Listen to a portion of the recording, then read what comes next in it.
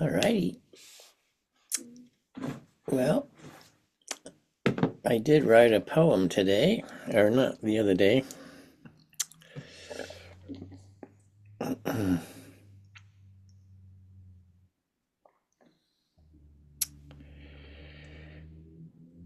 did see your note in chat, Brenda. What am I doing? Let's see. I have to go to photos. Well, Barbara wrote a poem about this little excursion, so I finally wrote one about it too.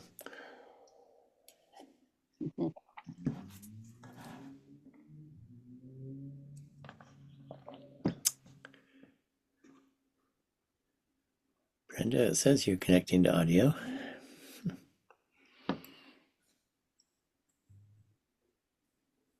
Does that mean you can hear Brenda or not?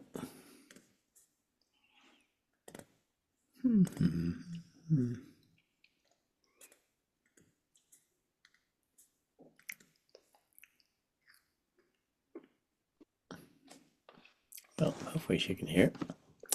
All right, here's my poem.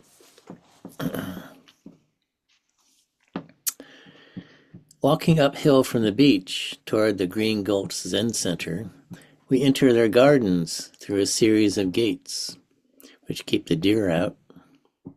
My friend knows a special place, a park-like area. In it, many unusual stone Buddhas who live in little wooden houses.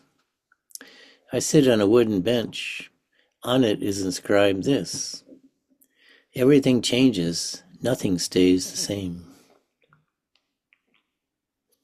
Number 2. Actually, this is in 4 parts. That was number 1. Number 2. Because of the damp fog from the ocean, everything here is covered in gray-green lichens and moss. The Buddhas in their houses seem old. The stone figures will outlive their wooden houses. I try to be peaceful in the moment, but like a bad Zen student, my mind is busy making associations. Will I outlive the house of my body? At some point, I've had enough peacefulness. I'm happy when my friend says she is hungry. We walk back to a restaurant nearby, passing a horse paddock. Horses stand stoically. One comes by. We think for a head rub, but he turns away. We have no apples for him. I think their lives must be boring. Only change when someone comes to ride them. Number 4. In the restaurant, my friend and I chat. The waitress remembers us from another time. It's pleasant, but I keep thinking, this is all so familiar. It's true things are always changing, but somehow they always stay the same, too.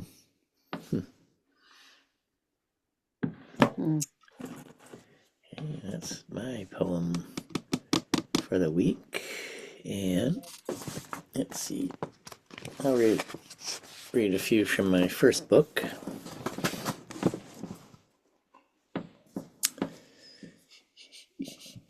This is called The Caterpillar. Next to my eye on the restaurant patio rail bounces by a caterpillar. His feelers sense the way. First two feet lead the direction. Middle feet propel him in his up and down way. What looks like his rump stays on the wood, sliding along. When he is gone, I focus to the distance.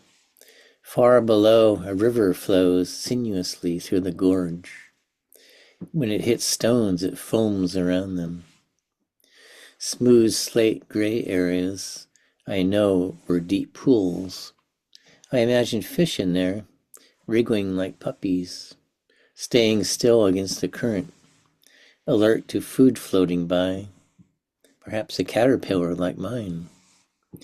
Maybe knocked off a branch by a blundering bear intent on berries, or dropped by a blue jay startled by a raven, left to drift in icy water. All things moving in the 4 directions, striving to live. Now my caterpillar reappears, He rises up on his butt and middle legs, looking around, looking for direction. Sitting on my chair, I look up at the white clouds that seem to expand upward toward heaven.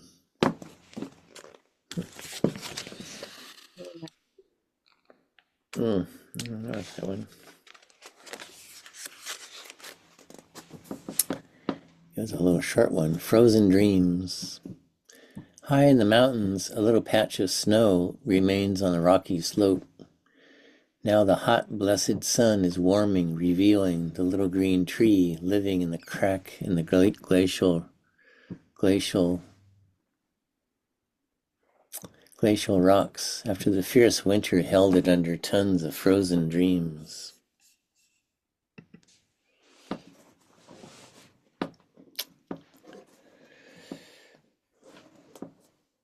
Oh, now we got Brenda with an actual name. Cool.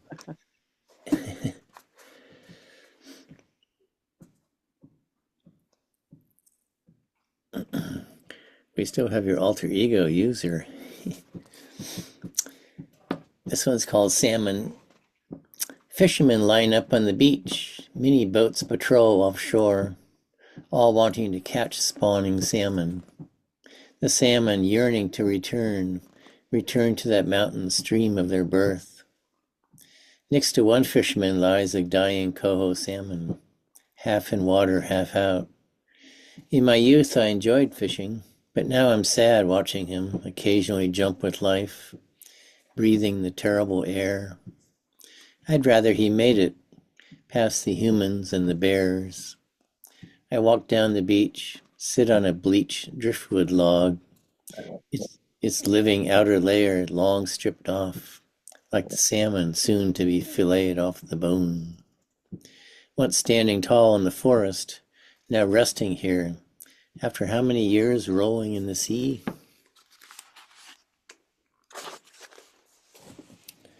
This scene makes a pretty picture. The river, the fishermen, the steel bridge up above. If I took a photo, it would be frozen in time. I could remember, and if I remembered me there too, then the salmon would be swimming free up the stream. The tree would stand beautiful in the forest. Life would be everywhere, and death irrelevant. I love that. Yeah, I like that one too. It's very relaxing. Hmm? It's very relaxing. The way it flows as you read it. Oh yeah, thank you. Yeah. Well, here's another one that's a little like a little journey. The fire. The village cook sends me into the woods for firewood for stove, and oh, if I find mushrooms. Somewhere in the middle of time, I'm looking at the lake. The wind-blown ripples remind me of a girl's dress. A fallen tree reminds me of my aim. Struggling under weight of branches and now returning, I see the bulbous boletus mushroom. Reaching down, something happens. For a moment, I know more than mushrooms and firewood. Back at the village, there is much to do as we gather for the meal. I rest in satisfied tiredness. I feel pride seeing my mushroom as the centerpiece. Later, washing pots and pans at the river, the moon shoots an arrow across the water. My heart feels full.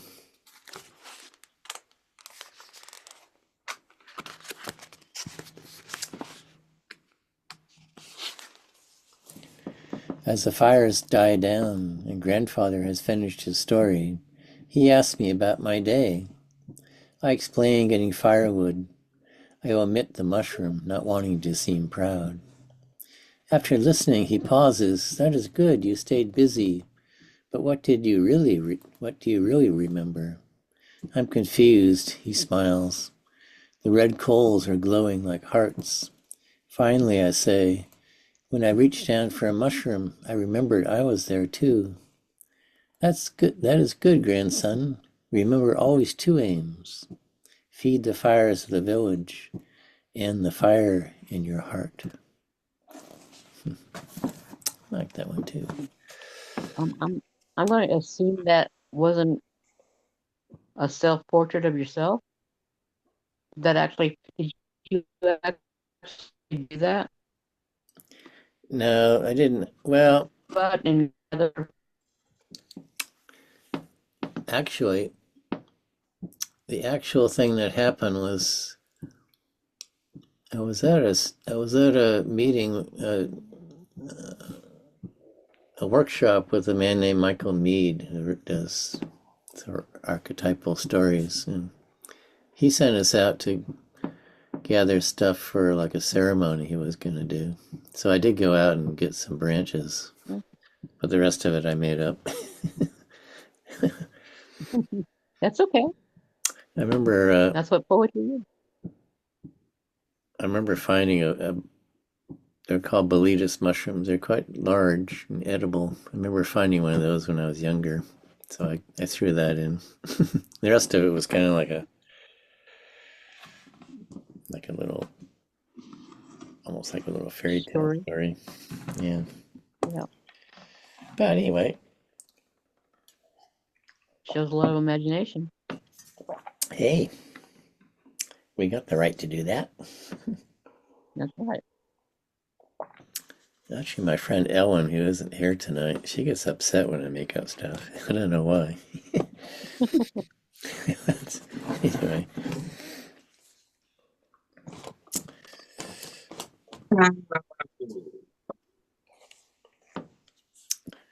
Okay, so Linda, you wrote a beautiful one. Let me read yours.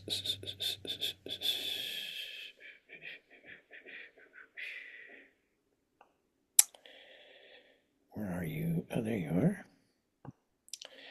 This is Glenda's poem for the week, and it's new. It's called Mortality. Forgotten whispers remembered too late of all I have lost or ever could be. Untidy endings wrapped in a fog of promises made, intended to keep. Then all the days written on pieces of ash trail the tears of time in their wake. And I lift my face to the sun's frozen light, ponder the loss of good intentions I had. When do the days get so short and the nights get so long that consume my thoughts with all left to do? How to embrace each breath as it's taken, holding fast to one's breath breathed before. Memory suspended in a glass of regret, sparkle and dance in a careless lament. I love those two lines. I'll read them again. Memory suspended in a glass of regret, sparkle and dance in a careless lament. Disheveled pictures of what I have spent remind me of paths I've still left to take. I gather each drop of each dew-filled dream, and at last feel the rain of life's lovely gift. I am still here. I am still me. Gosh, that's beautiful. Yeah. Barbara says that's beautiful, Linda. I agree. Thank you, Barbara. I think Brenda agreed too. Mhm. Yeah. Wow. Ooh, well, that was a great poem. Wow. Okay. I was actually writing one like that myself today, kind of. Sort of an old person. When you when you get to a certain age, that kind of preys on your mind a little bit. Kind of a mortality poem. Yeah, maybe I'll write it Yeah. for next week. Yeah, that'd be great.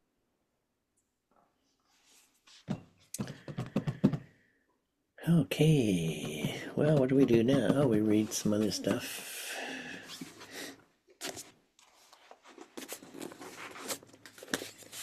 I haven't been reading Mary much lately, but here's one of her famous ones. Mary Oliver. Wild geese. You do not have to be good.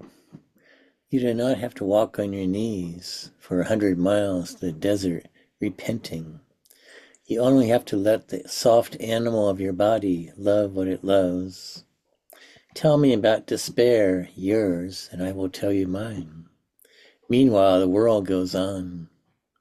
Meanwhile, the sun and the clear pebbles of the rain are moving across the landscapes, over the prairies and the deep trees, the mountains and the rivers. Meanwhile, the wild geese, high in the clean blue air, are heading home again.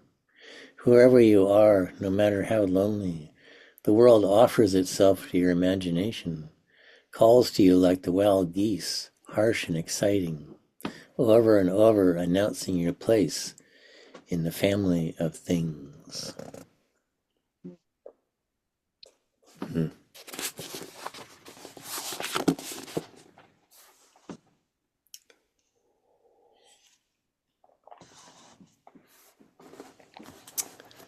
I'll just keep reading from this book. I like these. This is by a Polish fellow. Oh boy, I can't pronounce that. Czesław Miłosz.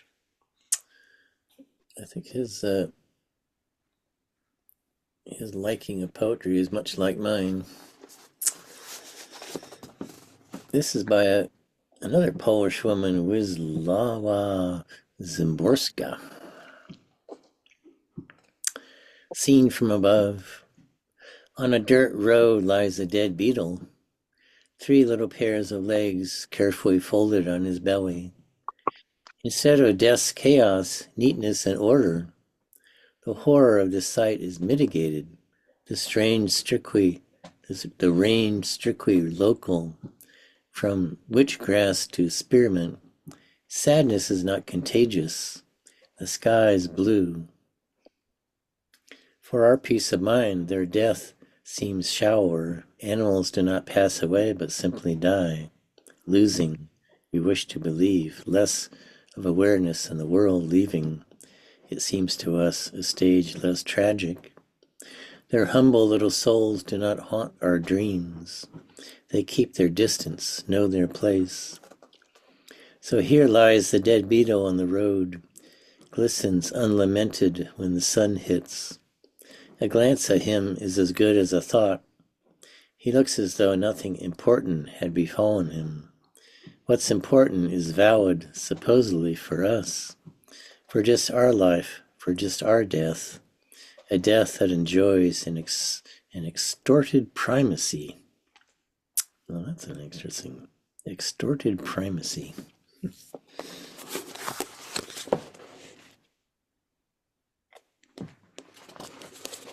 I don't know. I think all little living beings are important. I was watching some ants today, and I was just amazed at their little lives in those little bodies. Here's one by Jane Hirschfield. A story.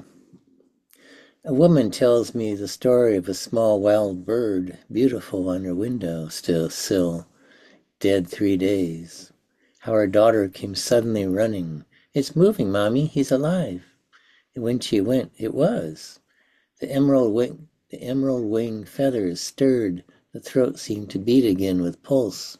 Closer then, she saw how the true life lifted under the wings, turned her face so her daughter would not see, though she would see.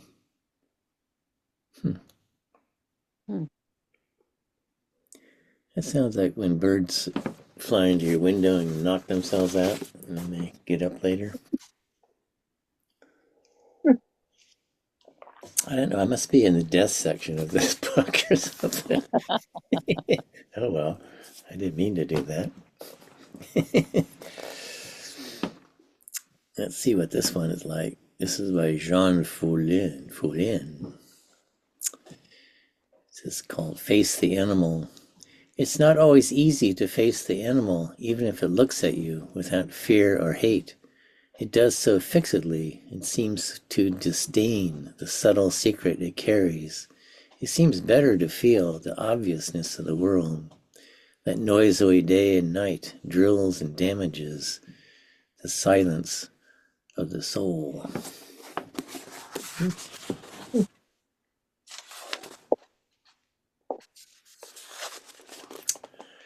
Well, let's read an Emily Dickinson. This is longer than most of hers. Let's see. A narrow fellow in the grass. A narrow fellow in the grass occasionally rides. You may have met him, did you not? His notice sudden is the grass divides as with a comb. A spotted shaft is seen, and then it closes at your feet and opens further on. He likes a boggy acre, a floor too cool for corn. Yet when a boy and barefoot, I more than once at noon had passed, I thought, a whiplash upbraiding in the sun. When stooping to secure it, it wrinkled and was gone. Several of nature's people I know, and they know me. I feel for them a transport of cordiality, but never met this fellow, attended or alone, without a tighter breathing and zero at the bone. I must say, I never understand her. I know she's a great poet, but she's too much for my little brain. I don't know what she's talking about. Yeah, well, let's see. Here's one by Jorge Guillon. Flight. Through summer air, the ascending gull dominates the expanse, the sea, the world, under the blue, under clouds, like the whitest wool tufts in supreme regal it soars. All of space is a wave transfixed. White and black feathers slow the ascent, suddenly slipping on the air, on vast light, it buoys up the whiteness of the void, and suspended its wings abandon themselves to clarity, to the transparent depths, where flight with stilled wings subsists, gives itself entirely to its own delight, its falling, and plunges into its own passing, a pure instant of life. I like that.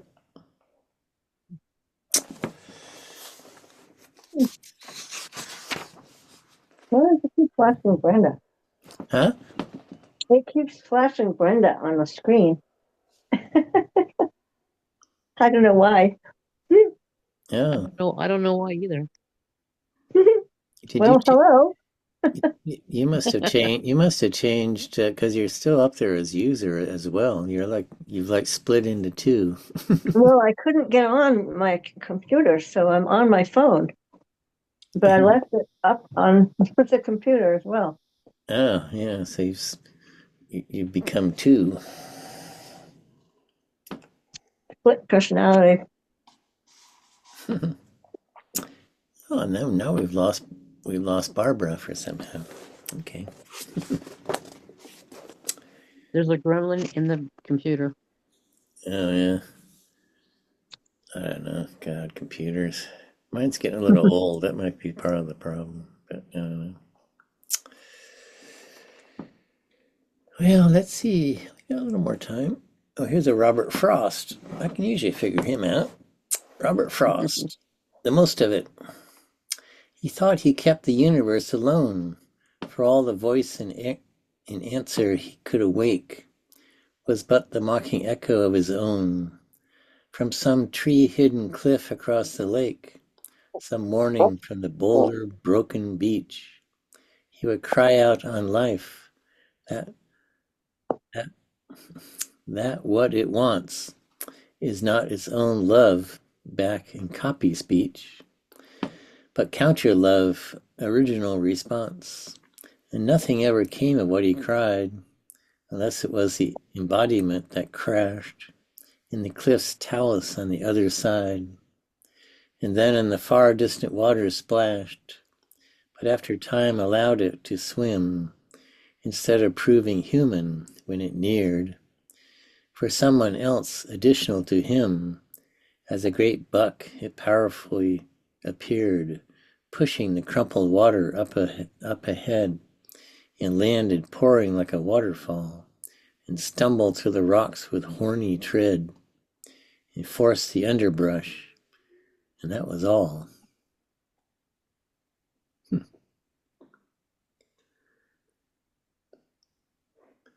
I'm not sure he was what he's. I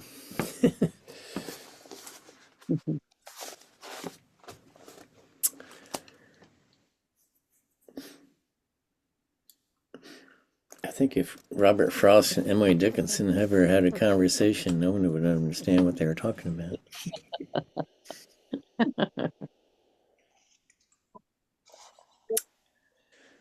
Must be that New England.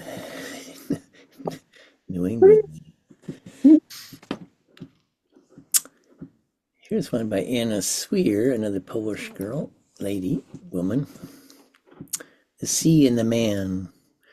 You will not tame the sea either by humility or rapture, but you can laugh in its face.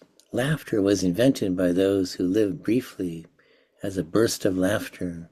The eternal sea will never learn to laugh.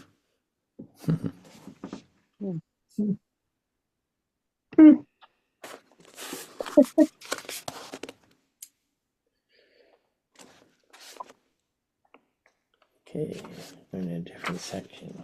Oh. Here's a Walt Whitman. I am the poet. I am the poet of reality. I say the earth is not an echo, nor man an apparition, but that all things seen are real. The witness in the albic dawn of things equally real. I have split the earth and the hard coal and the rocks and the solid bed of the sea, and went down to reconnoiter there a long time and bring back a report. And I understand that those are positive and dense, every one, and that what they seem to the child they are, and that the world is not joke, nor any part of it a sham. That was not easy to read.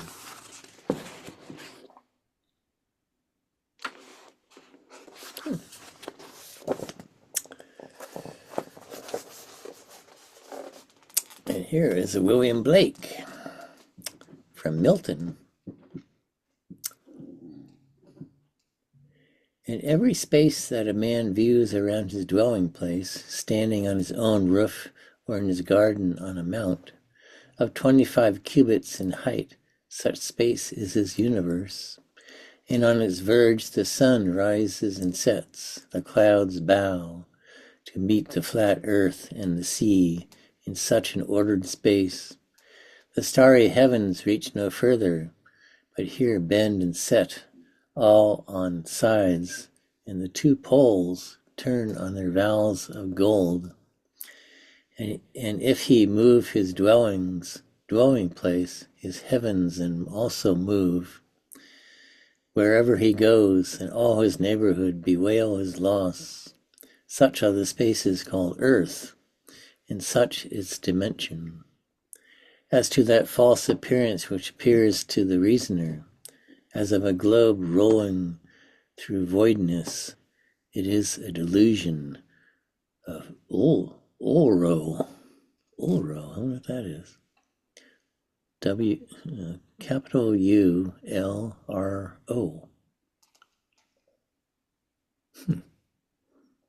You may know what that means? I don't have a clue. I'll Google it later. Yeah, maybe I will too. Ulro, that must be a person or a place, I don't know. Here's a couple little more waltz. The runner. On a flat road runs the well-trained runner. He is lean and sinewy with muscular legs. He is thinly clothed. He leans forward as he runs, with lightly closed fists and arms partially raised. And then another little one, a farm picture. Through the ample open door of the peaceful country barn, a sunlit pasture filled with cattle and horses feeding, in haze and vista, and the far horizon fading away.